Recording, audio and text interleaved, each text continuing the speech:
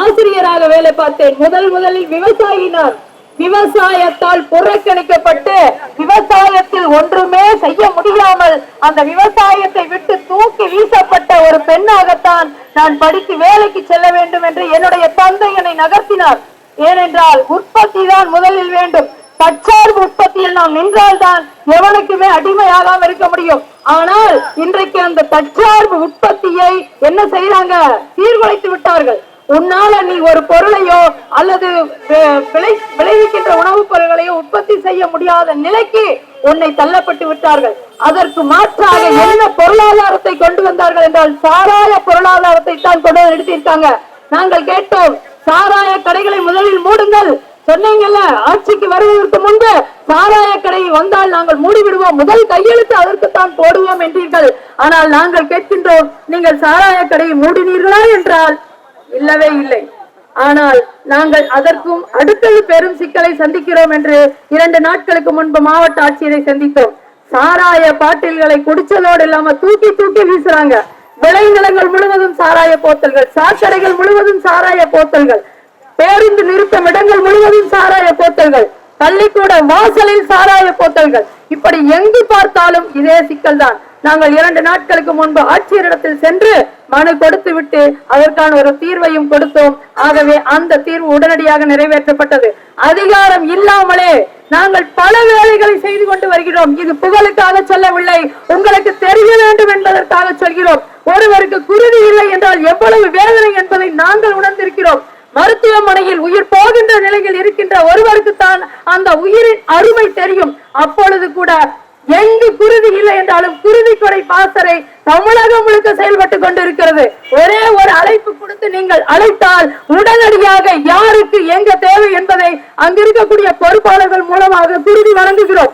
அடுத்தது பாத்தீங்கன்னா லஞ்ச ஊழல். நீங்க ஒரு சான்றிதழ் வாங்க போனா கூட என்ன சொல்றாங்க? லஞ்சம் கொடுக்க, அதாவது சொல்லாம சொல்லுவாங்க, இழுத்தடிப்பாங்க. அந்த குறிப்பிட்ட நாட்களுக்குள் செய்து தர மாட்டார்கள்.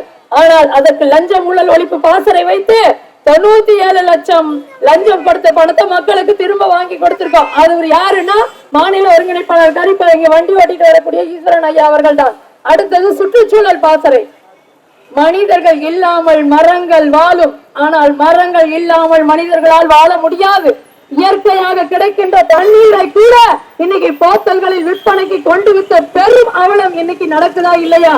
நாளைக்கு காற்றை பைகளில் அடைத்துக் கொண்டு விற்பனை செய்வதற்குள் ஒரு மாற்றம் வேண்டும். அந்த மாற்றத்தை நீங்கள் தருவீர்கள் என்ற நம்பிக்கையோடு தான் இந்த களத்திலே உங்கள் பெண் நிற்கின்றேன். சத்தியத்திற்காக சாக துணிந்து விட்டால் சாதாரண மனித பிறவியும் சரித்திரம் படைக்கும் என்று தலைவன் பிரபாகரன் அவர்களுடைய லட்சிய உறுதியேற்று செந்தமிழன் சீமான் அவர்கள் களத்திலே நிற்கின்றார். எதற்கும் எவரோடும் யாரோடும் எப்போதும் கூட்டணி கிடையாது. ஆனால் மக்களோடும் மண்ணோடும் என்றைக்கும் கூட்டணி. நீங்கள் நிச்சயமா ஒரு நாள் அந்த அதிகாரத்தை கையில் கொடுப்பீர்கள். அப்பொழுது இப்படியும் அரசியல் இருக்குமா என்று நீங்கள் பார்த்துவிட வேண்டும் என்பதற்காகத்தான் இந்த அரசியல் களத்திலே நிற்கின்றேன். வருகின்ற நாடாளுமன்ற தேர்தல் திருப்பூர் நாடாளுமன்ற தொகுதியினுடைய வேட்பாளராக அண்ணன் சீமான் அவர்களால் உங்கள் பிள்ளை மாக்கி சீதாலட்சுமி நான் நிறுத்தப்பட்டுள்ளேன். நான் என்ன நோக்கத்திற்காக நிறுத்தப்பட்டிருக்கின்றேன்? பணத்தை பெறுவதற்கா, இல்ல புகழை பெறுவதற்கா, இல்ல சுயநல ஆசைக்காகவா? கோடிகளை கொடுத்து அண்ணா எனக்கு இந்த சீட்டை கொடுங்கள் என்று கேட்டேனா? ஒரு எதுவுமே கிடையாது. ஆனால் மக்களுக்கு செய்கின்ற சேவையே தேவை என்று அதற்காக இங்க ஒட்டு மொத்தமாக இருக்கின்ற மக்களினுடைய குரலை ஓங்கி பாராளுமன்றத்தில் உழைக்கின்ற மக்களினுடைய குரலை பாராளுமன்றத்தில் யாருக்கு மஞ்சாமல் எதற்கு மஞ்சாமல் தைரியமாக எடுத்துரைத்து சட்டத்தை இயற்றி அந்த சட்டத்தை நிறைவேற்றி அதன் மூலமாக பல தேவைகளை இங்கு செய்வதற்காகத்தான் உங்கள் பிள்ளைகள் அந்த களத்தில் நிற்கிறோம். இது ஒன்றே ஒன்று நான் உங்கள்கிட்ட கேட்கிறேன். இதுவரை 5 ஆண்டுகளாக சென்ற பாராளுமன்ற தேர்தலில் நீங்க ஒருவேளை வேட்பாளராக இருந்தவரை சட்டமன்றத்துல நாடாளுமன்றத்துல உறுப்பினராக ஆக்கி இருப்பீங்க. அவர் யாருன்னா அண்ணன் சுப்பராயன் அவர்கள். அவர்கள் ஏதோ தொகுதிக்காவது வந்தாரா, இல்ல பகுதிக்காவது வந்தாரா, இல்ல வார்டுக்காவது வந்தாரா, அல்ல உங்க வீட்டுக்காவது வந்து நல்லா இருக்கீங்களான்னு கேட்டாரா? எதுவுமே இல்ல. அதுக்கு முன்னால 5 வருஷத்துக்கு முன்னால அக்கா சத்யபாமா அவர்கள் இருந்தாங்க. அவங்களும் இதே கேள்வி நீங்க கேட்டு பாருங்க. அவர்கள் யார் என்று தெரியுமா? தெரியாது. ஆனால் நான் உங்களிடம் ஒன்றை வெளிப்படையாக சொல்கின்றேன். நீங்கள் தேர்ந்தெடுக்கப்படுகின்ற நாடாளுமன்ற வேட்பாளர்களை நாடாளுமன்றத்தில் உறுப்பினராக தேர்ந்தெடுக்கப்படுவதற்கு அவர்களுக்கு 1,00,000க்கு மேல சம்பளம், அது அவர்கள் போக்குவரத்துக்காக வைத்துக் கொள்ளட்டும், அதை எதுவும் சொல்லல. அதற்கு பிறகு நலத்திட்ட உதவிகளுக்காக இந்திய ஒன்றிய அரசு 5 கோடியை ஒதுக்குகிறது ஒரு வருடத்திற்கு. 5 கோடி ரூபாயை நீங்கள் தேர்ந்தெடுக்கின்ற நாடாளுமன்ற உறுப்பினருக்கு ஒதுக்குகிறது. எதற்காக? நலத்திட்ட பணிகளை செய்ய வேண்டும் என்பதற்காக ஒதுக்குகிறது. அதுல 5 கோடியில 1 கோடியை நீங்க செலவு பண்ணியிருந்தா கூட பல வேலைகள் இங்க நடந்திருக்கும். நீங்கள் மக்களின் சிக்கலை கேட்பதற்கும் தயாராக இல்லை. இந்த மண்ணில் என்ன சிக்கல் நடக்கிறது என்பதை கேட்பதற்கு யாரும் தயாராக இல்லை. ஆகவேதான் உங்கள் பிள்ளைகள் நாங்கள் இந்த களத்துல நிக்கிறோம். அதுவும் நாங்கள் வாக்கு கேட்க வருகிறோம் என்று கூட சொல்லவில்லை, நாங்கள் எங்களை அறிமுகப்படுத்திக் கொள்கிறோம் என்று சொல்வதற்காக தான் வந்திருக்கோம். ஏன் நாங்க அறிமுகப்படுத்திக்கணும்? மக்களினுடைய தேவையை உணர்ந்து சேவை செய்கின்ற எங்களை நாங்கள் முதலில் மக்களிடம் அறிமுகப்படுத்திக்கணும் தான் வர்றோம். ஆனா அப்பதானே உங்களுக்கு தெரியும் வேட்பாளர் யாருனே தெரியாம குழு அறையில உட்கார்ந்துட்டு மேல வணக்கம் போடுகின்ற ஆட்கள் நாங்கள் இல்லை. வேட்பாளரும் அப்படி அல்ல. எனக்கு முன்னால் நிற்கின்ற இளைய பிள்ளைகளை பாருங்கள். ஆட்கள் வேணா சிறிய பிள்ளைகளாக இருக்கலாம், அறிவில் உயர்ந்தவர்களா இருக்காங்க. அவர்கள் பற்றி இருப்பது புலிக்கொடி. நீங்க நினைச்சு பாருங்க. அப்போ இந்த 5 கோடி ரூபாய் இதுவரை எங்கே போனது என்று யாரேனும் கேட்டதுண்டா? கேட்பதற்கான அத்தனை அதிகாரமும் மக்களாகிய உங்களுக்கு கொடுக்கப்பட்டிருக்கிறது. நீங்கள் கேட்க வேண்டும் என்றுதான் நாங்கள் சொல்கிறோம். நாங்கள் வந்தாலும் நீங்கள் கேள்வி கேட்க வேண்டும்.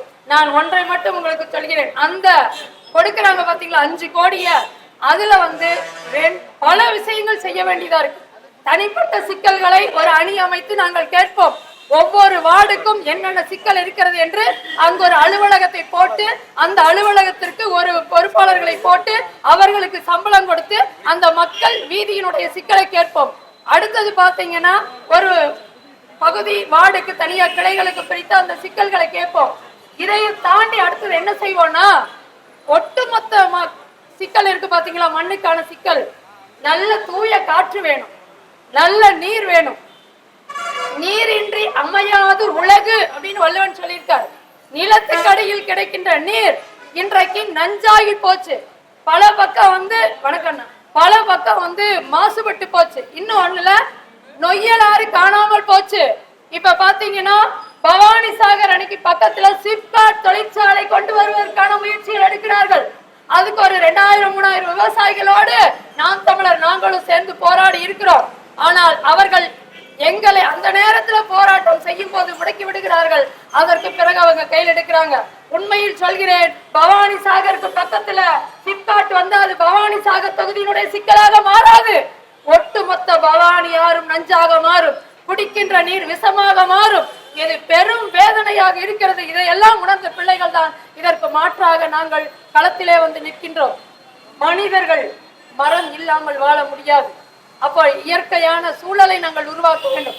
எங்கு பார்த்தாலும் பாலித்தீன் பைகளும் நெகிழி உரைகளும் தண்ணீர் போத்தல்களும் கிடக்குது. தண்ணியும் முதல்ல விற்கவே கூடாது, அது இயற்கையாக கிடைக்கக்கூடியது. அதையும் காசுக்கு விற்கிறாங்க.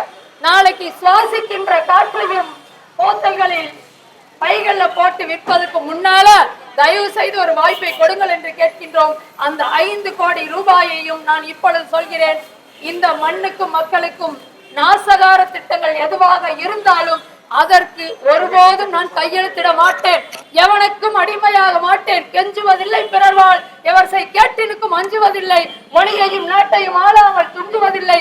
தமிழர் தோல் எழுந்தால் எஞ்சுவதில்லை. எவரும் எதிர் நின்றேன்னு அன்னைக்கு பெருஞ்சித்தனார் சொல்லிட்டு போனார். அந்த நோக்கத்தில் தான் நாங்க இங்க நிக்கிறோம். ஒருபோதும் இந்த மண்ணுக்கும் மக்களுக்கும் நாசகார திட்டங்களுக்கு என்னுடைய பதவியை காப்பாற்ற வேண்டும் என்ற ஒற்றை நோக்கத்திற்காக செயல்பட மாட்டேன். அது மட்டும் இல்லைங்க, இன்னைக்கு என்னதான் கோடிக்கணக்கில் பணம் இருந்தாலும் உளவியலான பல சிக்கல்களை ஒவ்வொருவரும் சந்திச்சுட்டு வரோம். மனசுக்குள்ள சிக்கல், நிம்மதியா இல்ல, என்ன காரணமே தெரியாத சிக்கலா இருக்கு. அப்ப ஆரோக்கியமான நூல்கள் வாசிக்கப்படுவதில்லை. நுகர்வு கலாச்சாரத்துக்குள் எந்நேரமும் தொலைக்காட்சிகள் நுகர்வு கலாச்சாரத்தை தான் நீங்க புகுத்தி கொண்டிருக்கிறது. அந்த மோகத்துல நம்ம போயிட்டு இருக்கோம். அப்ப என்ன பண்ணணும்? அதற்கான நூலகங்கள் இல்லாத இடங்களில் எல்லாம் இந்த ஒதுக்குகின்ற நிதியிலே நூலகங்கள் அமைப்பேன். இளைய பிள்ளைகளை படிக்க வைக்கின்ற பழக்கத்தை கொடுப்பேன். படித்தல் என்பது மிக ஆரோக்கியமானது. சுவாசிப்பதை போல ஒவ்வொருவரும் வாசிக்கணும். இன்னைக்கு வாசிக்கிறாங்களா என்றால் இல்ல, அலைபேசிங்கிற மோகத்துக்குள்ளேயே நகர்த்திட்டு இருக்காங்க. அலைபேசி ஒரு கருவிதான், அது கருத்து பரிமாற்ற கருவிதான். படிக்கின்ற எப்படி சுவாசிக்கின்றோமோ அதை போல படிப்பதை நூலகங்கள் அமைத்து செயல்படுத்தி காட்டுவேன். அது மட்டும் இல்லைங்க, ஒரு இளைஞனாக வளர்கிறவன் அந்த வீரத்தினுடைய அடையாளமாக திகழணும். அன்னைக்கு குழந்தை பிறந்து இறந்தால் கூட வாளால் கீறி புதைத்த மரக்குடி மரபிலே வந்தவர்கள் நாம். இன்னைக்கு என்ன பண்ணிட்டா, அன்றைக்கு விளையாட்டு திடல்கள் இருந்தது, விளையாடினார்கள், வீரத்தை நிலைநிறுத்தினார்கள், உடல் கட்டுக்கோப்பான ஆற்றலாக இருந்தது, தற்காப்பு கலையை கற்றுக்கொண்டார்கள். ஆகவே விளையாட்டு திடல்கள் இல்லாத இடங்களில் எல்லாம் விளையாட்டு திடல்கள் அமைத்து என்னுடைய இளைய குழந்தைகளுக்கு அடிமுறை முதல் சிலம்பம் முதல் அனைத்து கலைகளையும் தற்காப்பு கலைகளையும் நான் கற்பிக்க வேண்டிய கட்டாயத்தில் இருக்கிறோம். அது மட்டும் இல்லைங்க, மரக்கன்றுகள் என்றால் வழி சாலை நடுக உண்ணக்கூடிய பழம் தருகின்ற கனிகளை நம்ம வைக்கணும். அது இயற்கையா இருக்கணும். எல்லாமே இன்னைக்கு பூச்சி மருந்துகளால் விளைகிறது. இதெல்லாம் மாற்ற வேண்டிய கடமை இருக்கிறது. அங்க பாருங்க, அங்க பழம் விற்கிறாங்க, ஆனா அந்த பழத்தாருக்கு ஊசி போட்டு மருந்தடிச்சு கொண்டு வரக்கூடிய நிலைமை தான் இருக்கு. அப்ப இந்த உற்பத்தி செய்கின்ற விவசாயியும் காக்கப்படணும். பால் வாங்கி குடிக்கிறோம், அந்த ஆடு மாடு மேய்ப்பாங்க பத்தியா, அவர்களையும் காப்பாற்ற வேண்டும். அது மட்டும் இல்லாமல் மலைப்பகுதிகளில் நிறைய வாழ்வாதாரம் இழந்து இருக்கக்கூடிய மக்களையும் காப்பாற்ற வேண்டும். இன்னொரு புறம் பெருந்துறை போன்ற இடங்களில் சிப்காட்னால பெரும் பாதிப்புக்குள்ளாகி 2200 ஏக்கரை இழந்து நிற்கின்ற அந்த மக்களினுடைய வாழ்வாதாரம் காக்கப்படணும். இப்படி எண்ணற்ற சிக்கல்கள் இருக்கிறது. இதை ஒரு நாளில் தீர்த்துவிட முடியுமா என்றால் முடியாது. தீர்த்து விடுவீர்களா என்று நீங்கள் கேட்டாலும் நாங்கள் உறுதியாக தீர்ப்போம் என்ற நம்பிக்கையோடு சொல்கிறோம். ஏனென்றால் நாங்கள் வைத்திருப்பது இந்த மண்ணின் மீது மக்களின் மீது கொண்ட நம்பிக்கை. உன்னுடைய நம்பிக்கையில் நீ தோற்காதவரை உன்னை ஒருவராலும் தோற்கடிக்க முடியாது என்கிறான் சுபாஷ் சந்திர போஸ் அவர்கள். அப்படிப்பட்ட அந்த நம்பிக்கையோடு இன்னும் பல வேலை திட்டங்களை செய்வதற்காக வெளிப்படையான நேர்மையான அறம் சார்ந்த ஒரு தூய அரசியலை நிறுவ வேண்டும் என்பதற்காக தான் இந்த களத்தில் நிற்கிறோம். அண்ணா, இங்க கேட்டுட்டு இருக்கிறவங்க, நீங்க ஒரு பரப்புரையாளராக மாறுங்கள். நாங்க மட்டும் எல்லா வீடுகளுக்கும் போய் செல்ல முடியாது, போய் வந்து சொல்ல முடியாது. 6 தொகுதிகளுக்கும் பயணிக்கணும். ஆனால் இது எங்களுடைய வேலை மட்டுமல்ல, இங்கு கொடி பிடித்து நின்று கொண்டிருக்கின்ற இளைய பிள்ளைகளினுடைய வேலைகள் மட்டுமல்ல. கேட்பவர்கள் தயவு செய்து ஒரே ஒருவருக்காவது இந்த கருத்துக்களை உள்வாங்கி சொல்லுங்கள். சொல்லும் பொழுதுதான் இந்த மாற்றம் பிறக்கும். தனி ஒருவரால் எதையும் சாதிக்க முடியாது. ஒட்டு மொத்தமா நிக்கணும். சாதியாக பிரித்து மதமாக பிரித்து பல கூறுகளாக்கி துண்டாடி வைக்கப்பட்டிருக்கிறது இந்த தமிழ்நாடு. அப்ப இதுல மாற்றம் வேண்டும் என்றால் என்னை சாதியாக பார்க்காதீர்கள். இந்த பிள்ளை சாதிப்பாளா, நாம் நினைக்கக்கூடிய கருத்துக்களை சாதிப்பாளா என்று பாருங்கள். அப்பொழுதுதான் இந்த மாற்றம் பிறக்கும். நாம் தமிழர் கட்சியினுடைய சின்னம் முடக்கப்பட்டு விட்டதாமே. முடக்கப்பட்டது. உழைத்த உழைப்பை சுரண்டி வேறொரு நிலைக்கு மாற்றுகிறார்கள். ஆனால் நாங்கள் ஒருபோதும் சோர்ந்து விட மாட்டோம். என்ன நடந்தாலும் எதை இழந்தாலும் ஒருபோதும் சோர்வடைய மாட்டோம். ஏனென்றால் நாங்கள் 100 வெற்றிகளை கண்டவர்கள் அல்ல, 1000 தோல்விகளை கண்டவர். நான் சொல்லலைங்க, எடிசன் அவர்கள் சொல்றார்.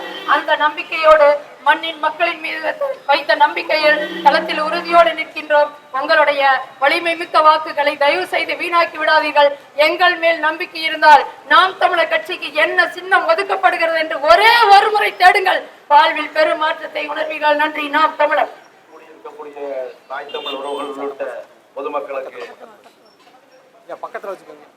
இனிய மாலை வணக்கம். இப்போது நாங்கள் உங்களிடத்திலே வாக்கு கேட்டு வரவில்லை. எங்களுடைய வேட்பாளர் உங்கள் வீட்டு பிள்ளை அன்பு சகோதரி மாகி சீதாலட்சுமி அவர்களை உங்களுக்கு அறிமுகம் செய்யத்தான் வந்திருக்கிறோம். பக்கத்துல வச்சுக்கோங்க. அவர்களுக்கு அறிமுகம் தேவையில்லை. இந்த மண்ணை சேர்ந்தவர். 2016ஆம் ஆண்டு சட்டமன்ற தேர்தலில் இதேல் பவானி சட்டமன்ற தொகுதிக்கு வேட்பாளராக நின்றவர் தான் அன்பு சகோதரி மாகி சீதாலட்சுமி அவர்கள். எங்களுக்கு உங்களிடத்தில் அறிமுகம் தேவையில்லை. ஆனால் நாங்கள் ஏன் இப்போது உங்களிடத்தில் வந்திருக்கிறோம் என்றால், முதல் தொகுதியாக பவானியை தேர்ந்தெடுத்து திருப்பூர் நாடாளுமன்றத்தினுடைய முதல் சுற்றுப்பயணமாக இன்றைக்கு நாங்கள் இங்கே வந்திருக்கிறோம். எங்களுடைய சின்னம் முடக்கப்பட்டிருக்கிறது என்று எல்லோரும் சொல்கிறார்கள். எங்கள் சின்னத்தை தான் முடக்க முடியும், எங்களுடைய எண்ணத்தை ஒருவராலும் முடக்க முடியாது. காரணம், நாங்கள் சத்தியத்தின் பிள்ளைகள். சத்தியமாக ஒரு நாள் வெல்வோம். என்ற நம்பிக்கையோடு தான் நாங்கள் வந்திருக்கிறோம்.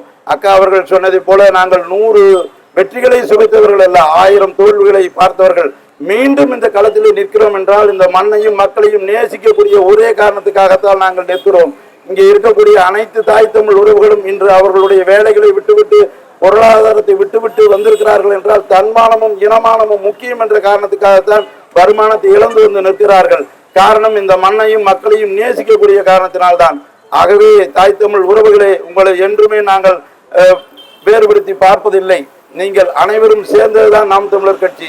நாம் தமிழர் கட்சி வெல்லுமா வெல்லாதா என்பது அல்ல.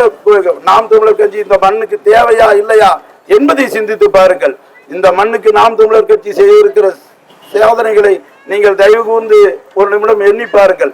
ஆட்சி அதிகாரத்தில் இல்லாத போதே எங்களால் முடிந்த அத்தனை பணிகளையும் மக்களுக்காக செய்திருக்கிறோம். ஆட்சி அதிகாரம் எங்கள் கையில் வரும்போது இந்த மண்ணை இந்த உலகத்தின் சொர்க்க பூமியாக மாற்றுவதுதான் எங்கள் அண்ணன் செந்தமிழன் சீமான் அவர்களின் லட்சிய கனவு. அவர் ஒருவரே ஓடோடி கொண்டிருக்கிறார் இந்த மண்ணையும் மக்களையும் காப்பதற்காக. ஆகவே உங்கள் பிள்ளைகளின் வருங்காலத்தை காப்பாற்ற, உங்கள் பிரச்சனைகளை தீர்க்க அன்பு சகோதரி அக்கா மாக்கி சீதாலட்சுமி அவர்களுக்கு எங்களுடைய நாம் தமிழர் சின்னம் என்ன சின்னம் எங்களுக்கு ஒதுக்குகிறார்களோ அந்த சின்னத்திலே வாக்களித்து பெருவாரியான வாக்குகள் வித்தியாசத்தில் வெற்றி பெற செய்ய வேண்டுமாய் அன்போடு பணிவோடு உங்களை கேட்டுக்கொள்கிறோம். தமிழ்தாய் வாழ்க, தலைவர் பிரபாகரன் வாழ்க. நன்றி. நாம் தமிழர்.